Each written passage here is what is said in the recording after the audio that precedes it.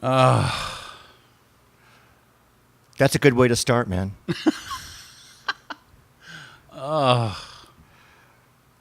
Can we start on a downer? Yeah, you want to start with the bad news? Yeah. We got to tell everybody what happened. It's sad, but, you know. No, there's no it's sad, but. It's sad. It's sad. You just don't understand. I do. And it's okay. I don't expect people to understand. Dude, I've had pets in my life many, many years.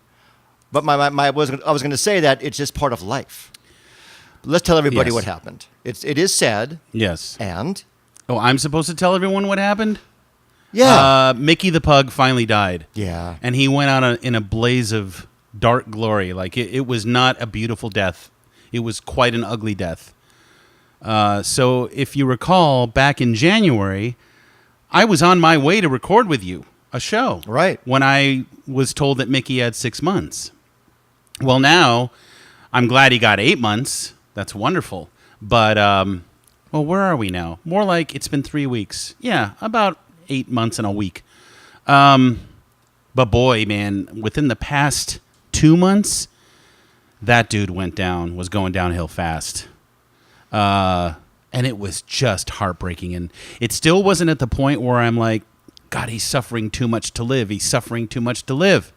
He was still eating. He was still engaged. He was still fighting. He was still in the game. He was still able to, to make his boom booms and his water and all that. His urine. But, oh Lord, that final week. So. And you were walking him and every single day in a baby carriage. Yeah, I was rolling him in a stroller because the dude could. I mean, listen, his hind legs were going. He was not walking well, and plus an insulinoma that's going to fuck up your blood sugar no matter what. So that's what was causing him all of these problems besides the cancer. I mean, well, that was part of the cancer, but dude, it was all so fucking grim. So it was Sunday night. Where are we now? I guess it's been about, 2 Sundays. This Sunday it'll be 3 Sundays. And it's Thursday now. So 2 Sundays ago, I'm at home. My wife's out at Second City performing her sketch show.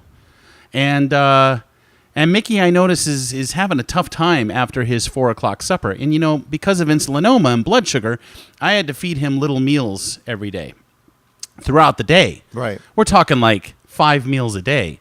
How much of a pain in the ass is that? It is, but you're a great dad. I mean, you've been doing this for years, giving him shots in the ass. Shots in the ass. He had seizures and pills. He lasted so long because you were such a great dad.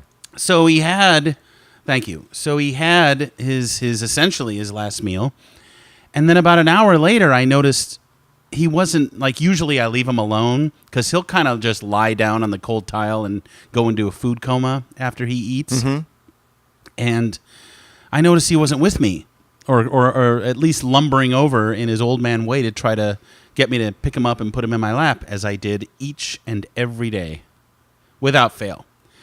And I was like, Mick, what's going on? You keep looking over there.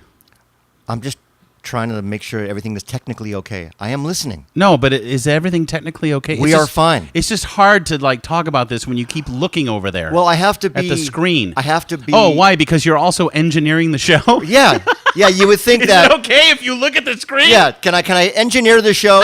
I'm sorry that my crew of 10 people and my sound man and my mixing engineer is not here today. Yeah, I'm very sorry about that. Sorry. Yeah, my crew's in Maui right now.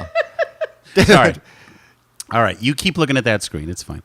So I know I'm. Listen, listeners, bear with old Uncle Max here. He is in bad shape. I'm putting on quite a face right now. Well, I know you're really depressed. Yeah, and that's why I wanted to bring it up. Maybe this could be cathartic. Oh, absolutely. And it was cathartic 6 months ago when we talked about the illness the day you found out, because you were coming here.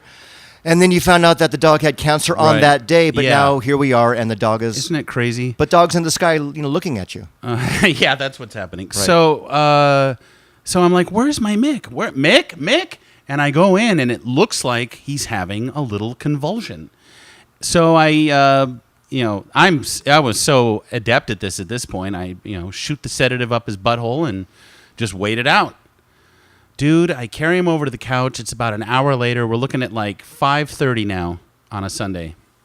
And all of a sudden, and this is really, kind of the first time I've gone into this in detail. I hear this. I'm like, what the fuck is that? It was like a woodpecker pecking at the window. Like, was he in the kitchen at the time, or no? I had carried him back into my lap. Oh, are you listening to the yes. story? So I look down at him, and he's going, like he is thrusting, like he is having what looks to be a grand mal seizure. Mm-hmm. This is scary. So suddenly he starts foaming at the mouth. Never seen this before. Oh, wow. That's really scary. Never seen this before because I didn't quite understand what was happening in the moment. But in hindsight, you got that foam filling into your throat. Mm-hmm. You're choking. Right. As well as having this insane seizure. Right. Or was it a stroke? He was full of mysteries. Right. He was the bounce back king. So I thought if I just shot him that initial sedative, he'd be right back up and with me. Right. Oh, no. So I got him down on the ground, and I'm like, Mick, and I'm trying to like see if I can even see his eyes anymore, see his soul. Dude, his soul was gone. Did his eyes sort of roll over? Or were well, listen, I mean, he was definitely struggling, but I think they were all, because, if you recall Mickey, and if anyone, you can go to our Facebook fan page and just look at those beautiful brown eyes he had. He was so soulful. And the problem is, with the meds and the illness and the sickness, the dude started to fog over. Like, I couldn't recognize his soul anymore. When you look into an animal's eyes, you can usually see their soul. I've been doing it for years and years and years. I can see the inside of my baby. I can see exactly who they are and what they are, and I can see all of their lives. And I didn't see anything. The dude was just like gone. Right.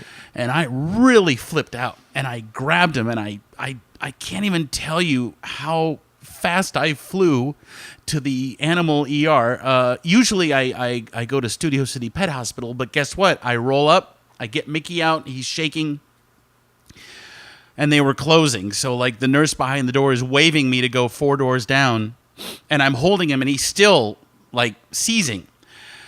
And foam is just running down his face, and so I know I have to go a few doors down to the all-night animal hospital, and this woman bursts out of some trendy Fern Bar fucking restaurant in Ventura, as if she's suddenly the gatekeeper. Follow me, stop shaking him, follow me, you need to go here. I know where I'm going. He's having it. Now listen, I'm being very mean because she was being a very good Samaritan, but she clearly saw me in distress holding a shaking dog. Mm-hmm. She thought I was shaking the fucking dog. I wasn't. So I'm like, thank you, but I'm in fucking shock because I know that this time was coming, right? But I didn't know that this was it, and I didn't have an opportunity to ask Nicole, "What do you think?" There's no time for this. Right. There's just it just happens. Get this dog down. Get him to stop doing this and to be free of his mortal coil. So, is that what it is? Is your body your mortal coil? I think so. Okay. So I bust in, and the lady's gone. She vanishes in a blip. And the vet tech guy comes out. Nice kid, but really, he had a really big Adam's apple. I mean, it was odd. Like, he was real gangly, but like, you know how guys have long throats? Right. He had like a long throat, but with like a softball stuck inside it. But even in the moment when you're holding your dog, you still notice this. Oh, absolutely. He was severely acneed. He's a nice guy, but it was just that I'll never forget the giant softball apple, throat apple. So he grabs the dog and and says, "Do you want the doctor to examine the dog?" I said, "No, I think it's time." Oh, okay. They got to be nonchalant about it. Right, kind of clinical. Yeah. So paperwork. Next thing you know, I'm halfway through my fucking paperwork, and Adam's apple comes out and says, you got to get in here. Okay, so I go into the cold, sterile room, or sterile. I used to always say sterile, and now I say sterile. I don't know what happened. I don't know anything anymore. So the doctor comes in. She's very cool, and she goes, yeah, he's ready. He's struggling. Okay. Well, this is it. So she's like, I'm going to I'm going to, you want to put him down. Yes, I'm putting him down. Great. We're going to give him the 3 shots of freedom. Are you texting your wife as this is happening? No, I don't want to disturb her because she's at Second City. Right. She's, in the zone with her performance in mind. Yeah. I don't want to fuck any of that up. I understand. So I'm just stroking him and whispering in his ear. And he got deaf in the last year, too. So it ain't like the dude's hearing me. So I remembered that, which meant I pressed my face and mouth like into him, And as my face was in his fur, Lorenzo, I recalled all of those countless times that I would just weep into his fur. For him, for myself, for the world, he was just the ultimate therapy dog. He was a great dog. And he wasn't a registered therapy dog. No. Yeah, you hung out with him, a man. lot. He was actually a great dude. He was a great dude. He was just a really cool dude, and then he ended up being a really cool, old, mellow dude. Yeah. But he wanted to go. Yeah. So... But he can't tell you he wants to go until that moment. Right. So I'm holding him, and she's putting the... and it was so crazy because his color was purple. He had a purple collar. He had a purple harness.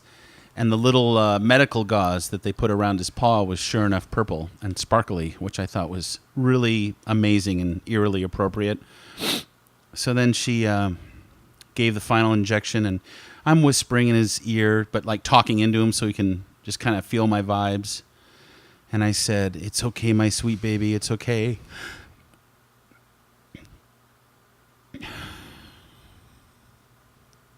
I said, "Daddy's here. It's time. Soar into the cosmos. You were the best friend of my life." And it's true because my biggest worry is who the fuck is ever going to love me as much as Mickey loved me. And the joke is, even my wife agrees, like, it's true. He loves you more than I do. She actually said that? Oh, yeah. Wow. And I'm just like, oh my God, I don't have you anymore. And he just went still, and she said his heart stopped. Oh. And he was gone. And it was so weird. And she said, "Do you want a few minutes alone?" I said, "Yeah, sure, why not?" So she leaves, and I'm just sitting there. All of the work. We had him for, listen, it was only 6 years that we had him, but that's still morning, noon, and night. He was a Velcro pug. Right. So he never left my side in 6 years. You saw him more than you saw your wife. Correct. He never left my side. He always sat on my feet. He always... went on every trip with you. Every trip, always in my lap. Right. Always. 24/7. And then I would bring him if I went out to hang out with my friend Kari, who was his Aunt Kari. I'd bring him. He got to go out a lot. Everyone loved him. Everyone loved him. And even, like, I made him a little star on my social media. Like, everyone got excited. The Mickey posts always got huge likes and hearts and all that bullshit. Right. I made videos, and so I'm just sitting there in this cold, icy room, and he's just on the slab. I started taking pictures. I took pictures of his little dead body, and then they come in and they say, "Okay, so... Carmen up front, she'll take care of the bill for it." Take care of the bill? Oh, right. I got to go pay. So do you want him cremated? Do you want us to do the paw print? Oh, right, the paw print. Now, when Lily was put down back in 2012, we paid for the paw print, and she went out in a much, much better way. She basically had slowed down and stopped eating. So less than a day after she stopped eating, and we knew, and the doctors all agreed it was time. And by the way, I say doctor, not plural. I say singular doctor. Dr. Robert Fullington of Studio City Pet Hospital is one of the greatest, and I know how fucking stupid I sound. I know it's a fucking dog, but he seriously is one of the greatest people, and he has always been so amazing to us. And he's kept our babies going long. And even after they, and they were never in discomfort. Well, Mickey, I think at the end was certainly in discomfort, but not anymore. But Lily, we hired a fucking guy. We paid $500 to have a doctor come to our house to put her down on our couch. She didn't know what hit her. But Mick, oh dude, he He knew what hit him. But we never got the paw print from Lily. You know, they pressed the paw into this little, I don't know what the fuck it is, rubber clay. So I got that for Mick. And then the other day, I got his ashes in the mail. And they came in this beautiful little wooden box with a little plaque that said his name on them. And you open it up, and there's a little flower inside, and his little ashes are rolled up with a gold sticker on it. And then it comes with a certificate. A certificate of authenticity. Yeah. This is really your dog and not some rat that we found in the alley? Yeah, it's so funny because, you know, they can throw 30 dogs in the incinerator. That's true. Turn them all into ash and send you just 18 different dog ashes. Here's your mutt of ashes. Yeah, but they said, "Oh no, he was incinerated all by himself on 9/11, no less." Was he really? Oh, my God. Yeah, it's right there on the certificate. Wow. 9/11, incinerated my dog. He's gone. So now I had the very, very dubious honor of telling my wife what happened. Because she had done her show. Now it's around 7:30, and she's on her way home. And she's kind of happy. She did her show. Yeah. She's feeling good. Sure. And she calls. And ready for the bomb. She's like, "How's Mickey?" That's the first thing she always would ask if she called home. "How's Mick? How's the Mick? How's Mickey? How's Mickey doing?" Poor Malcolm, my other pug. God love him. I mean, he's been depressed, too, because they were symbiotic. They were both buds. Black pugs. Anyway, so I talked to Nicole, and she goes, "Something's wrong." I said, "Honey, he's gone." "What? Can you pull over, please?" And I don't like my wife driving when she's upset because she just gets very upset. And she was so upset. She was so upset. She was so upset that she missed it. She was upset that she didn't know. She was confused. What? Why? How? How did this happen? Well, meanwhile, you know me, I'm taking footage. Right. Because I'm thinking, well, shit, he's stroking out or having a seizure or something. I got to show the doctor this footage. Right. This is as I'm carrying him, down to the garage to get in the car to leave. So I showed her everything, and she got the full picture, and that was,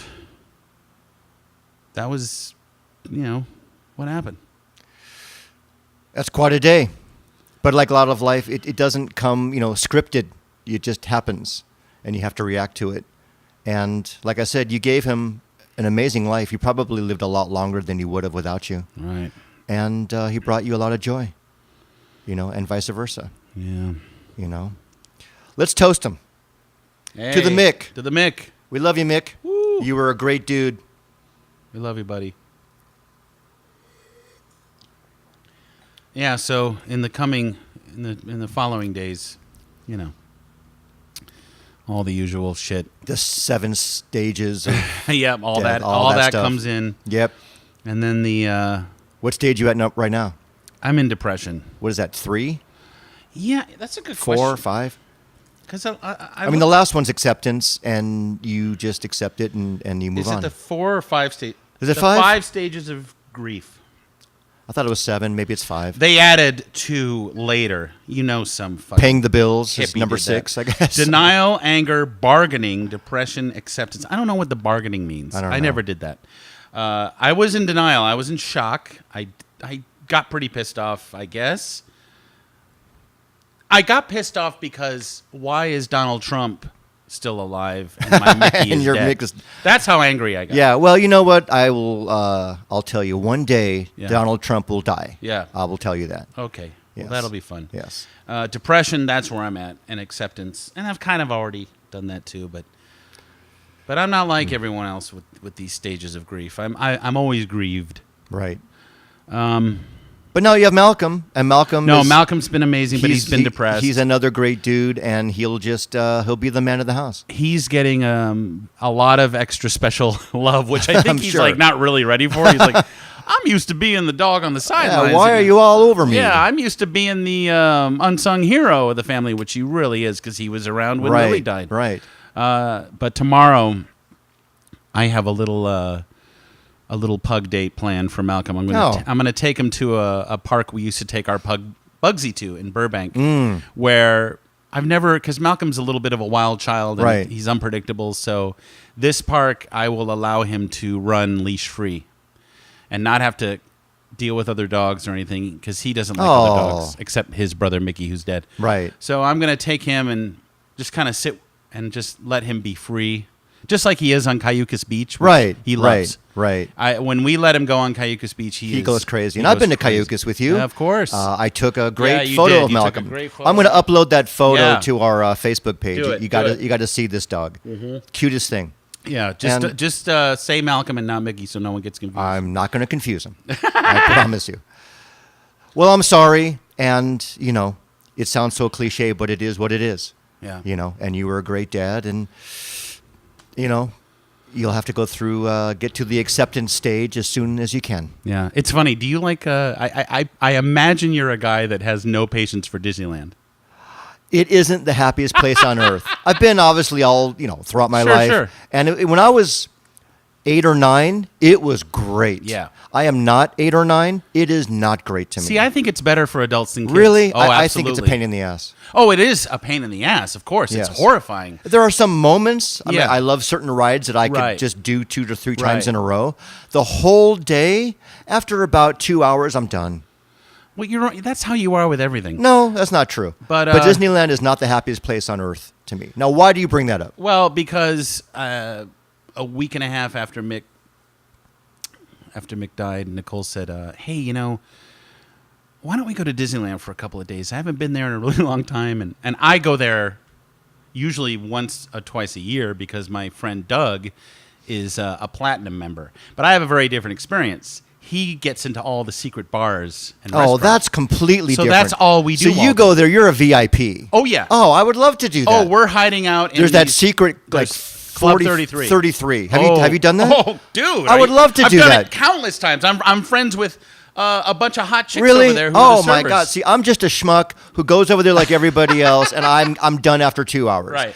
You've never taken me to Club 33. No, because you have to be invited. So it's when my friend Doug invites me, it's like this thing. Okay, Doug, will you please invite me? he doesn't know you, but I can vouch for you. Would you give me a voucher? Let me tell you something. I'm going to vouch for you. All Look at right. me. Look at me. I'll Verify vouch for you. me. But I swear to God, if you make an ass of yourself, I'm not even doing Tony Soprano. I'm just doing a gangster guy.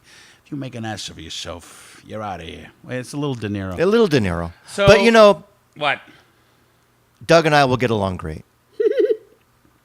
Well, you're both guys who are Jewish that deny that they are Jewish. So yes, I agree. That is such another conversation that we're not having today. So and that is so not true. So Nicole said, I think we should go to Disneyland because, let's just go get a distraction. Let's just be spontaneous.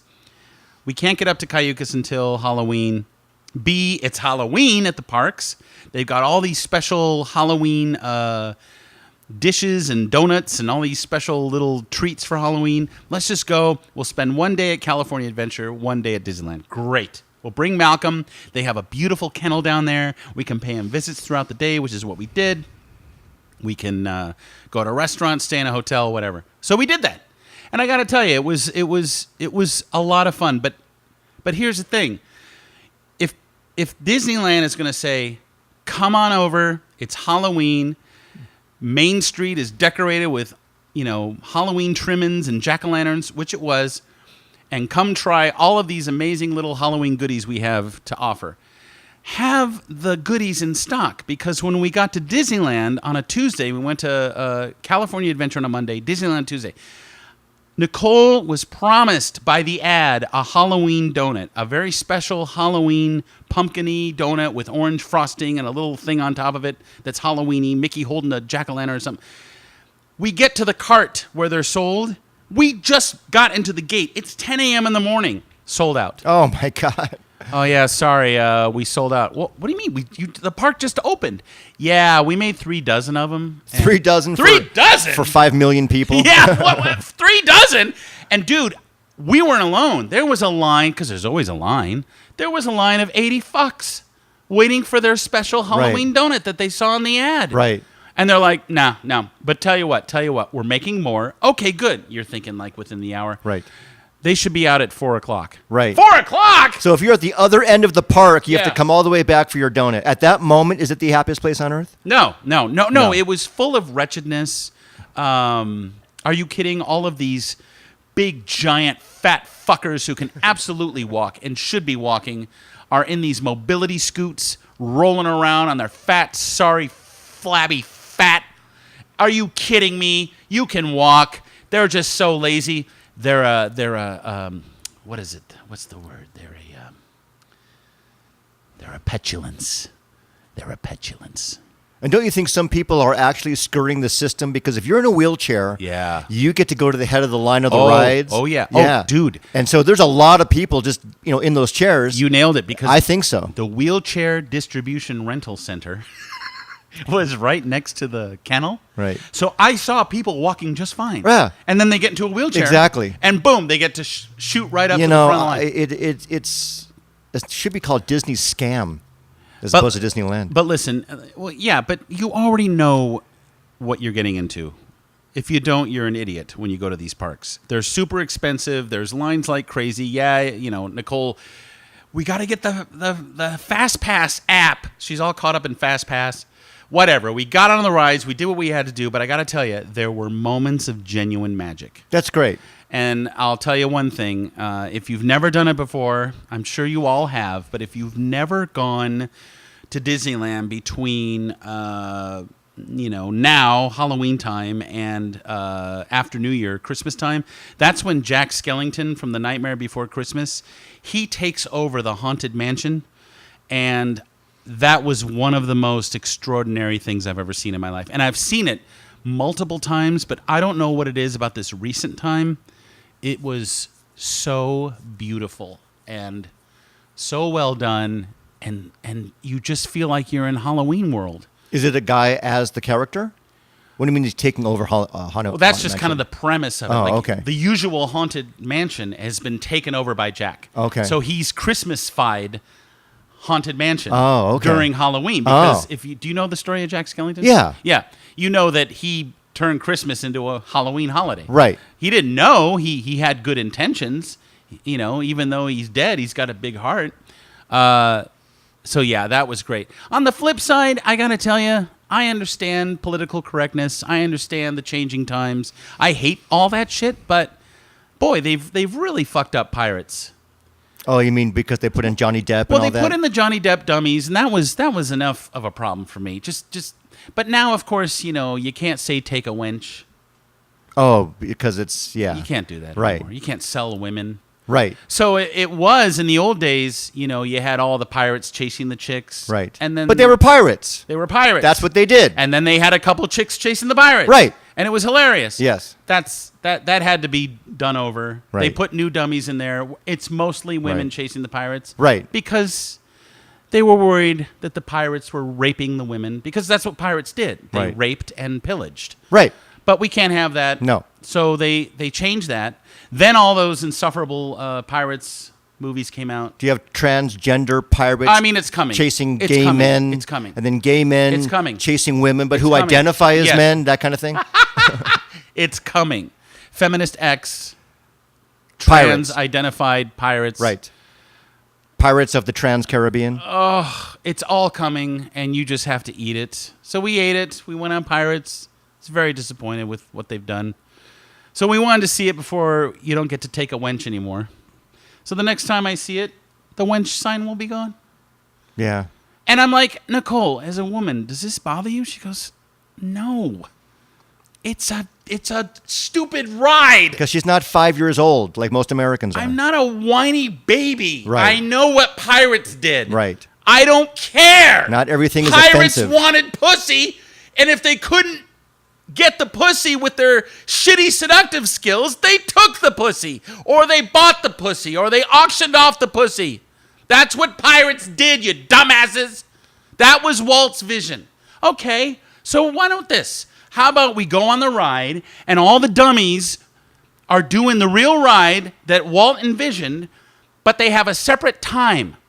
Like at 2 o'clock, you get to go on the ride where you don't have to see any of that. Right. It's the sanitized PC Yes. version. Lorenzo, they switch out a wall. They switch out a scene. They could just do it. Turns around. Right. They can build it right there. The wall just spins around. This is an idea that's coming off the top of my head right now. The wall spins around. You get Johnny Depp. You don't have to see the word wench. You don't have to see rape. And then I want another version that's more extreme, where you turn it around and you see pirates It's fucking these nothing women. but rape. It's raping of the Caribbean. It is. It's pirates fucking other pirates. Wow. It's pirates fucking women.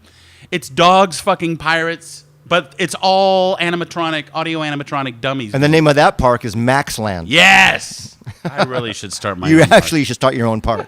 I think that's what we're One of doing. my biggest fantasies was always to design one of those haunted mazes for Oh, you a should. Halloween theme park. Yeah. What is that thing now where basically it's a maze, but basically it's amount of time where you have to get Yeah. out of the maze and it's, Yeah. you're sort of like in a dungeon or Yeah. or Oh, a kept escape room. room. Escape room. You should Yeah. do your own escape room.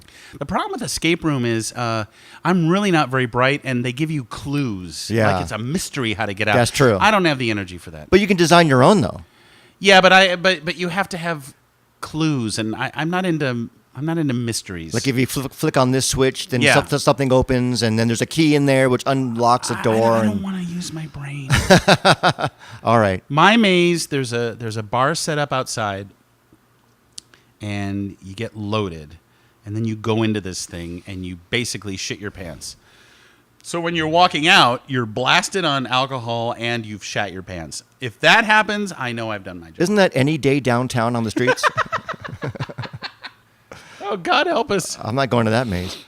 Well, you went to Disneyland, I assume, because in the moment you just need an escape. Well, that's what Nicole said. You It know, was a you just distraction. need to just get a distraction, not think about it, and then come home and get depressed again. Yeah, but ironically... Did it work? For For that weekend? No, it did. That's great. That's great. None of the children I saw, all children I saw were very unhappy. They were sweaty, they were pouty, they were crying, they did not like it, they were scared. But the adults, of course, I mean, there's very extreme people that go to these parks that go to them over and over. Oh, they're and fanatics. Over and over and over and over. It's beyond Disneyland groupies. It's Disneyland, you know, it's like they're Disneyland whores. in a Yeah, way. and I'm like, where do you get the money? They just want to pretend they're 10 years old again. And they earn pins and buttons and everything. Oh, else. really? Are they wearing them on their It's hats? And the excessive. whole thing? Oh, yeah, my yeah. God. If you see someone with, I don't know if it's a sash or a laminate or I don't know what it is, but if you see someone wearing a lot of buttons, that means that they are like A loser?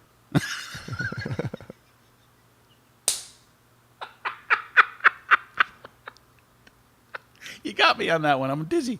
That's good. Yes. When you wish upon a star, chances are you won't get far. Wishes are for suckers, you will lose anyway. Jiminy. Happiest fucking place on earth. Oh. Oh, man. I'll keep my distance for now. Wow. Yeah, I'm glad you went. Thanks, man. How are you doing? I'm doing all right. Are you in another band besides The Girl and the Glory? I am actually. Who's that band? I'm in I started another band. Well, I didn't start. I joined a band to expand my horizons. I'm in a band called The Color Up. Really cool, kind of a heavy bluesy rock band. Singer's got a voice kind of like Chris Cornell, like a really cool big rock voice. It's really cool. That's a really major comparison there. It's pretty cool. He's pretty cool. I'll be the judge. Well, you have to come see us sometime. The Color Up. The Color Up. It's a poker term. When you I apparently hate poker. no wonder I hate when the you name of your trade band. in your chips and you get more expensive chips, it's called coloring up, and that's what they decided to call the band. Oh, I had nothing to do with it. I understand. But they're cool guys, really good musicians, really good songs. And, if they listen, and I joined and them. they won't. But No, they're not going to listen. I'm sorry, guys. I hate the name of your band. But I'm sure you're great. They're amazing. So I'm doing that. Did you ever hear? I think you can find it on YouTube. Did you ever hear any of the? What is it called when you take out all the music and isolated vocals Yeah. of Chris Cornell recording? No, I haven't heard him. I've heard Dude. other isolated tracks. Dude, I mean that motherfucker was the real deal. I think he had 5-octave range. Is that true? Amazing. And you know how he started? He started as a drummer. He was a drummer, Yeah. and then they needed a singer, and he went, "Oh, okay, I'll sing." And then he sang, and people just went, "Oh my God, you're amazing." So he was amazing, and that whole story's so sad. You know? Oh yeah, and he was he had a great sense of humor. Yeah. And he was quite beautiful, let's face it. Yeah, great-looking as guy. a straight man, you could be like, oh, my God, He was just gorgeous. You know, it's funny. On the outside, we talked about this before on a past episode. He had it all on the outside. Right. Who knew this inner turmoil, Right. this hell in his own head? Yeah. Anyway, it's just incredibly sad. And as a result, he hung himself, and then later, a good friend of his. yeah. What was that other guy who hung himself? Well, the singer from Linkin Park. Correct. Yeah, The Linkin I Park forgot guy. his name, and another really great singer. Yeah, but he hung himself because he was so depressed about Chris Cornell. He's like, I'm going to do that. That was the only reason. That Well, doesn't not make any the sense. only reason. I mean, clearly he I didn't read the whole story, but he struggled with mental illness. Right. But I think that's the bottom line he with was all really this. blown away by that. Like, Right. I think, and correct me if I'm wrong if you're a Linkin Park fan, but I believe he took it really hard and was tweeting about it and all that. I Right. don't. This is what I read, but I don't remember. Okay. But I wasn't a big Linkin Park guy. But he left behind 6 children or something. 6? Really? A lot of kids. Wow, that's lot so of kids. sad. See, to me, even though you have mental illness, if you have 6 kids, Yeah. you're also pretty fucking selfish. Yeah. If I want to, if my Mickey, if I'm told that he has 6 months to live and I want to kill myself, guess what? I'm going to stay alive long enough to see him to the other side. Right. Because he's my boy. Right. He's my kid. That's you thinking of somebody else. That's compassion. Right. You're not thinking of, I'm upset, screw my 6 kids. Right. They got a mom. They don't need a dad. Goodbye. Right. That's the, egocentric point of view. Honestly, I don't even know how I'm continuing on, period, in life. Because you're a strong guy. Post Mickey. Well, but also, but you have another kid. You've got Malcolm. I have Malcolm. You know. But what's going to happen when he goes? And now everyone's saying... Then we'll do episode 29. People are great. People are great. They are. They don't know what to say, but they say... Well, they're not great, but my people are great. They say, oh, so sorry. And, people have been so amazing on my Facebook and everything. They've been so great. So great. But then after that, it's like, I'm all alone. I'm all alone. No, you're not. You got a bunch of Is there any friends. more You're wine over there? you're all alone in your head. Yeah, I have more wine. We're going to pour more wine. Here, I'm going to give you the bottle. All right. And while you're doing that... Just take the bottle. Oh, Jesus Christ. While you're doing that, I need to confront you about something that I have been All right. so worried about you. Oh, fuck. Because I think something's going on with your brain. I think you're getting I think you have Alzheimer's. No.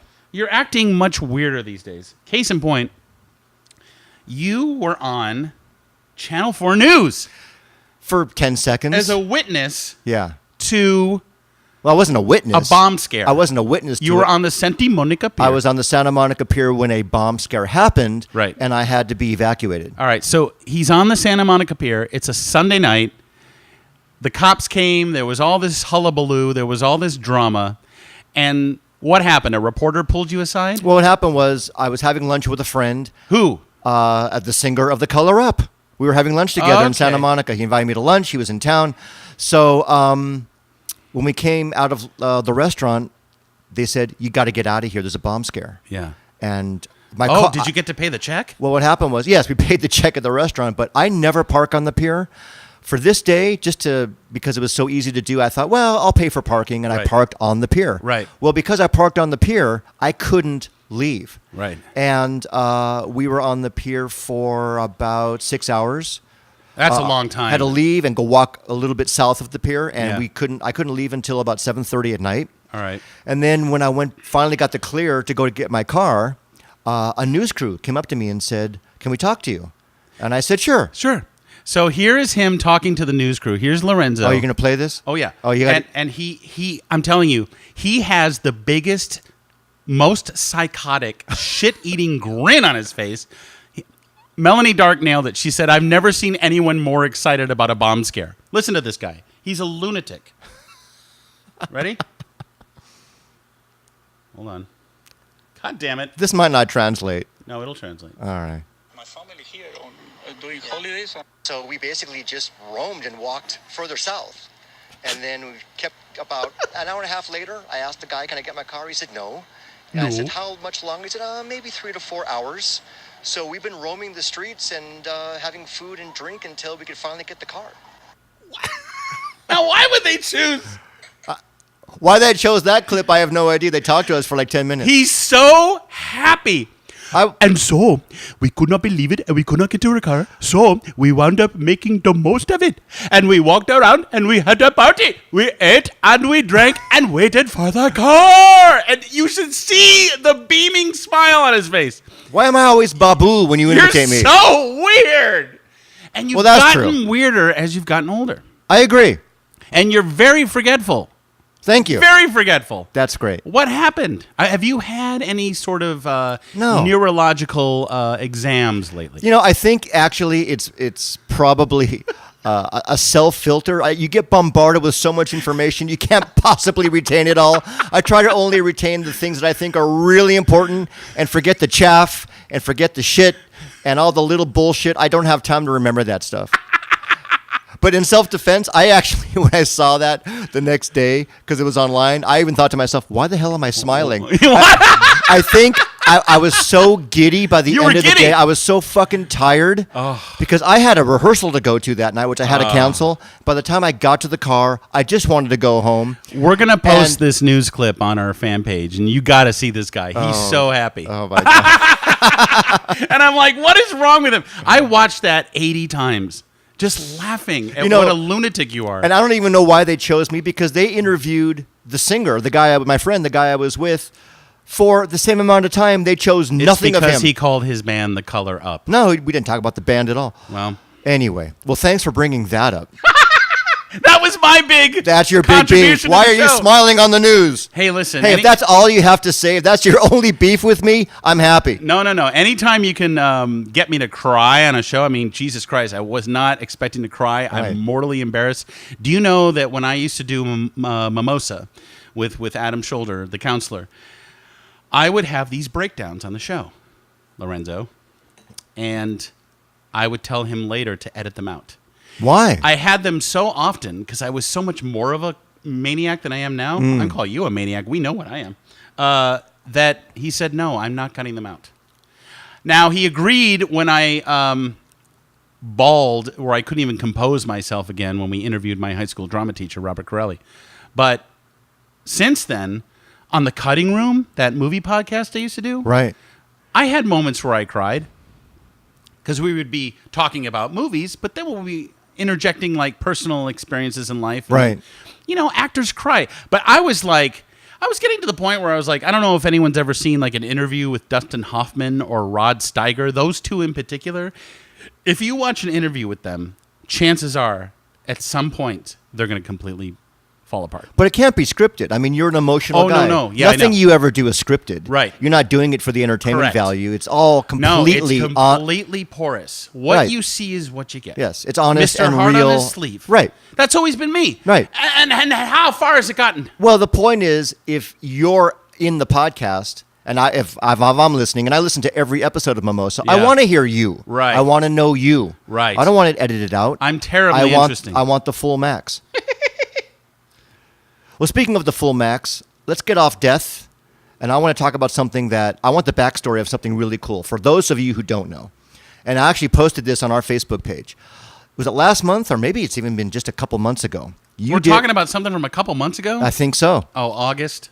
Was it August? Okay, it was really cool. But I wanted the backstory because what you had to go through was pretty interesting. You did a pop-up restaurant. Yes. That was a Cheetos restaurant. Yes. And you played Chester Cheetos. Chester Cheetah. Chester Cheetah, sorry. You played Chester Cheetah. Cheetos. Sorry. The guy's an iconic character, and you call him Chester Cheetos? Chester Cheetah. Yes. You played him for the restaurant. Yes, I did. But give us the whole backstory. It wasn't you dressed up in a suit. It was it was cool. I want the backstory. I want to know how you felt about it. Everything that happened backstage. One of the greatest jobs of my life. Well, listen. Set the story up for everybody. Well, listen. I all of this is still kind of going on, so I can't really... I'm not allowed to get too much into it publicly, but let's just say that for this particular job, I got hired to be the voice of Chester Cheetah for an opening of a restaurant in Tribeca called the Spotted Cheetah. And it was Chef Ann Burrell, who is hilarious and awesome. Very popular TV chef. She curated the menu. They set up this temporary restaurant. It was this big media hype thing, and it was amazing. And I got to fly to New York, and I got to be hooked up from stem to stern. Is that what it? Stern to stem, stem to on a boat. Head to toe. I was hooked up head to toe with wires because we mocapped a live interactive Chester experience, which took place in the restaurant. So you're wearing the full motion Correct. capture suit. Yes. You move your hand. Yeah. The character moves its hand. I move my mouth. mouth. Everything. There's a mic hooked up. So And when you're I behind talk, a wall, right? I'm in a separate. They rented out the restaurant in Tribeca, and that was the space, and it was so beautiful. Oh my God! Google the spotted cheetah Cheetos and just check out. Like, it was the ultimate. Like, it still should be up. It's too bad it was a pop up because people loved it so much. Wow! And it was all like. All the artwork is, glorious paintings of Chester, and the bar had all of these Chester cocktails, and it was all Cheetos themed food, and it was just amazing. I wish what they would did. do it here. Yeah, well, I don't know, but far be it from me to say, but I think that they're going to be doing things like that again. That would be great. I don't know if I'm going to be involved, but I was involved in this one, and let me just tell you something. I had such a blast. First of all, to be flown to New York, which I've never been to. I've never been to New York, and everyone is aghast when I say that. Right. It's such a great city. It's a great city, and I don't like cities, and I don't like people, and I don't like concrete, but I was instantly charmed by it, especially where I was staying. I was staying at a Hilton Garden Inn in Tribeca, and I was working a lot, so I didn't have a lot of opportunity to really explore, but I did go to the 9/11 Memorial, and I got to tell you, I was kind of disappointed. Oh. I was really hoping to experience. It's not like when I went to the Holocaust Museum in D.C. and I couldn't even walk through that thing. It was so powerful. It just felt it was too big and too spacious, and I didn't get the full feeling. The two things I liked at the 9/11 Memorial were the waterfalls. There's two giant holes Right. where the towers were Right. that are now waterfall Right. filled holes, and all the names of the dead. Right. The victims of that horrible tragedy. And then I liked inside the museum the representation of 9/11 through the eyes of graphic artists and painters. Mm-hmm. There was a whole little isolated thing. I love that. And all the photographs of people looking up at the sky Right. with their mouths open. Right. Like, It what does the bring fuck? you back to that day. It does. There's It does. audio and there's Yeah. video, and Yeah. you hear police banter Yeah. back and forth, and paramedics calling Sure. things in. I think it's pretty powerful, actually, because I did most of the museum, and Yeah. it brings you back to that tragic day. It does, but there might have been a disconnect for me. Maybe. I don't know what it was. But also, you weren't there as a tourist because half of your brain is Right. you got to work tonight, and Yeah. maybe you couldn't let go. Totally. But can I get more of the backstory real quick? Yeah.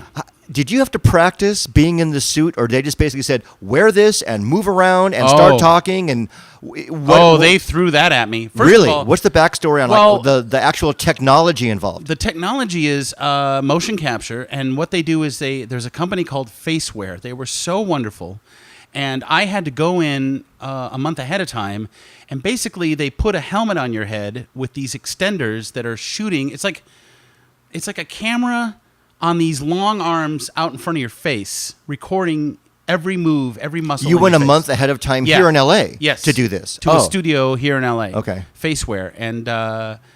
And they took all these pictures of my face. Those pictures then go to the animator who digitizes the Max Koch Chester face. Oh. So when I talk, his mouth opens. When I turn my head, his head turns, etc. As far as the rest of the body, I didn't do any of that until I got to New York. Okay. And I worked with this equally amazing team called We Fly Coach. And these people were top shelf margaritas across the board. I had so much fun with these crews. They were so sweet and so wonderful. And we're in they rented out a men's clothing shop. Okay? That, by the way, was run by this dude who was a Smiths fanatic. Knew Johnny Marr. Let me hold a Johnny Marr guitar. I mean, he was great because I love the Smiths. And we were singing Smiths songs the whole time. So that motion capture shit, that's all over body stuff. That's like full embodiment of a character. I wasn't expecting that. And it was an amazing challenge. And we had a couple rehearsal days. They're not just going to throw you in for something this big. So that was a great education. Wow. And you rose to the challenge, man. Oh, yeah. And I don't think I've ever been more professional on a job than this one. Because what a great I loved gig. The job That's fantastic. So much. Yes. So the restaurant opened and people could come in and talked to Chester, and I talked to all kinds of wonderful people. And you're just improvising for 3 days. Correct. Wow. And it was a lot of work, and it was so rewarding, and we'll see what happens. Again, I can't really speculate or talk about the future of my involvement, but just know that what I did was amazing, and I loved it. When people are coming, are they asking you anything personal, like, hey, who are you, and that kind of thing? Oh, yeah, you have to field a lot of, for example, they'd say, hey, Chester, what's good to drink around here? Well, please just go and enjoy the bar. They're like, yeah, don't talk about alcoholic beverages and don't, because it's still a family brand. Right. You got to play it safe. Right. Which is what I did. Right. I mean, I think I slipped a few little, Right. randy things here and there, but no, nothing. Were kids in there? There were a very few children. But the Mariah Carey came in. Oh, that's she cool. She brought her kids. Wow. And I don't remember if I talked to her kids or not. I talked to a New York Nick, a few other people. But it was great because, especially, I'll tell you, the most fun was press night because we would get in advance information about who was coming from a magazine, like Food and Wine magazine. Joe Blow's coming, and this is what he looks like. So they walk in not knowing where the hell they are. They're taking it all in, and all of a sudden Chester goes, Joe, my friend, come here, talk to me. You should have seen the look on their face.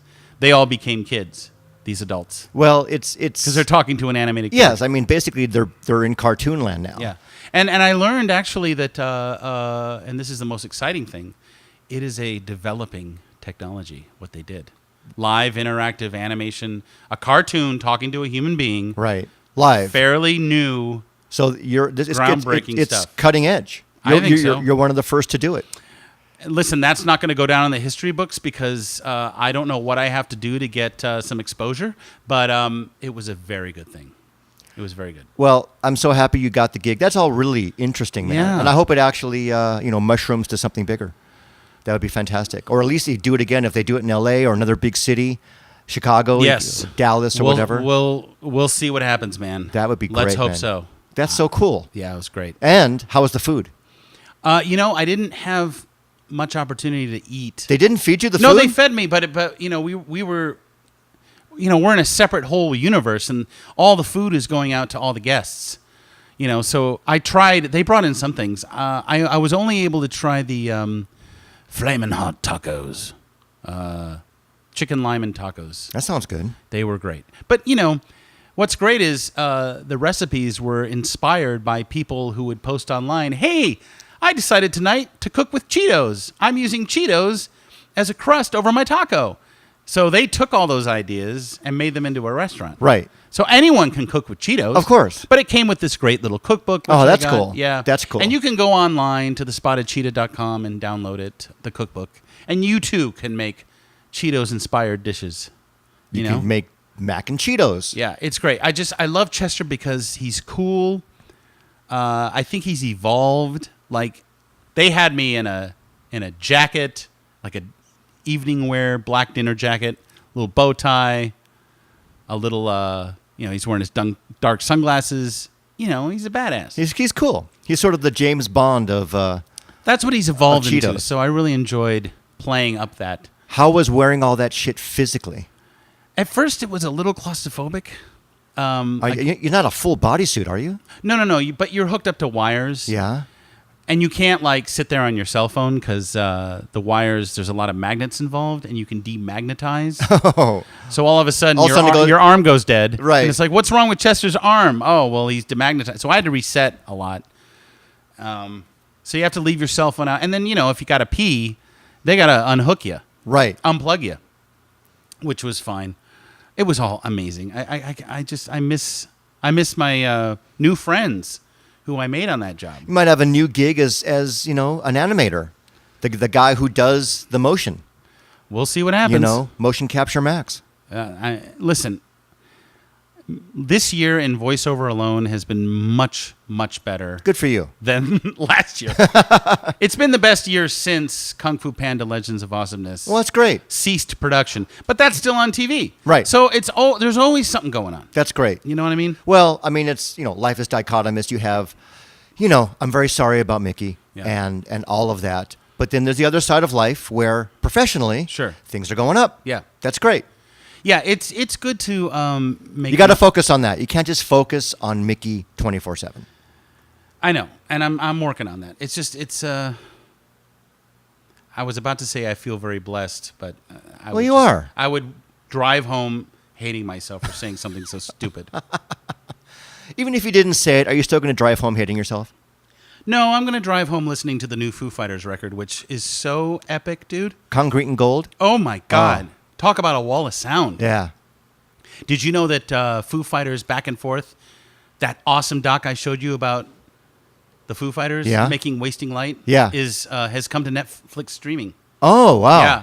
They're really if good. you guys love Nirvana and Dave Grohl and Foo Fighters, you got to see this doc because it's all about Dave's transition from Nirvana to Foo Fighters. It is very cool. It's the Foo Fighters origin story. It is a great backstory. And it's how he brought in all the guys. And Right. There were so many hirings and firings. Right. And People quit and the band personnel change. Band almost never happened. Yeah. And When we were watching it together, you were like, "This is my life." Oh, yeah. Like, because I know you've been in so many fucking bands. I've done everything he did except get really famous and rich. No. You're doing fine though. Maybe the Color Up will have songs on Ray Donovan. Maybe too. Maybe. Maybe one of my bands will. Girl in the Glory. We have a new single out actually. Yes. So that's really cool. Called Hypnotized. You can go find it on Spotify.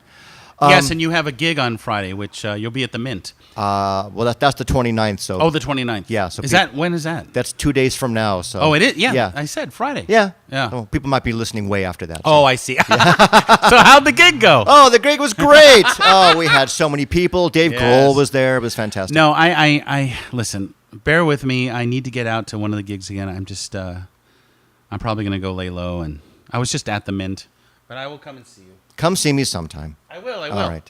Max, Lorenzo. it is always great talking to you in all your dynamics. No. And even though I'm very, very sorry about the Mick, Thanks. I'm happy that things are happening professionally. Thank you. You'll get over it. Okay. Thanks for being so honest.